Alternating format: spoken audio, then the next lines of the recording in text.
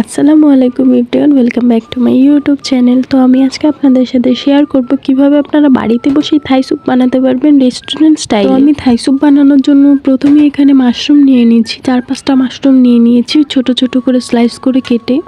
তারপর এখানে আমি চিংড়ি মাছ দিয়ে দিচ্ছি। চিংড়ি মাছটা ছোট ছোট ছিল, বড় চিংড়ি মাছ ছিল না। তারপর আমি এখানে চিকেন দিয়ে দিচ্ছি।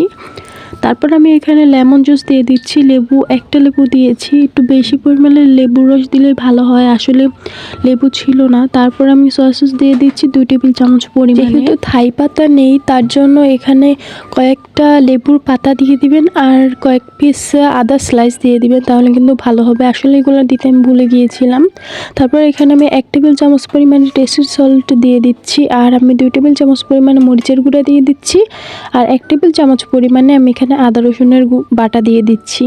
তারপরে এখানে আমি লাল মরিচের সস দিয়ে দিচ্ছি, 3টা ডিমের কুসুম দিয়ে দিচ্ছি। তারপরে এখানে আমি দিয়ে দিচ্ছি কিছু পরিমাণে টমেটো সস। এখানে আমি 1 কাপ পরিমাণে টমেটো সস দিয়ে দিয়েছি। কম বেশি দিতেই পারেন, কোনো সমস্যা নেই। আমি সব কিছু আমার চোখের আন্দাজ মতো দেই।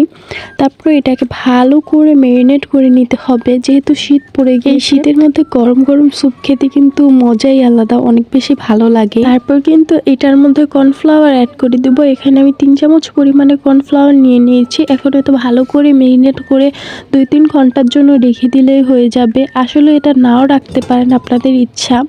তারপর এখানে আমি পরিমাণ মতো পানি দিয়ে দিচ্ছি। কতটুকু পরিমাণে স্যুপটা হবে, আসলে আমি কম পানি দিয়েছি, কারণ বেশি পানি দিলে ভালো লাগবে না। পানিটা দিয়ে কিন্তু সুন্দর মতো কিছুক্ষণ জাল করে নিতে হবে। আর এখানে অন্য কিছু অ্যাড করবে না, কারণ যখন লাল মরিচের সসটা দিয়েছে তখন কিন্তু অনেক বেশি স্পাইসি হয়ে গিয়েছে। তো আমাদের স্যুপ কিন্তু রেডি, দেখতেই পাচ্ছেন কতটা বেশি ঘন হয়েছে। এটা খেতে অনেক বেশি মজা ছিল, যেহেতু শীতের দিনে খেয়েছি। তো আল্লাহ হাফেজ সবাইকে, সবাই ভালো থাকবেন।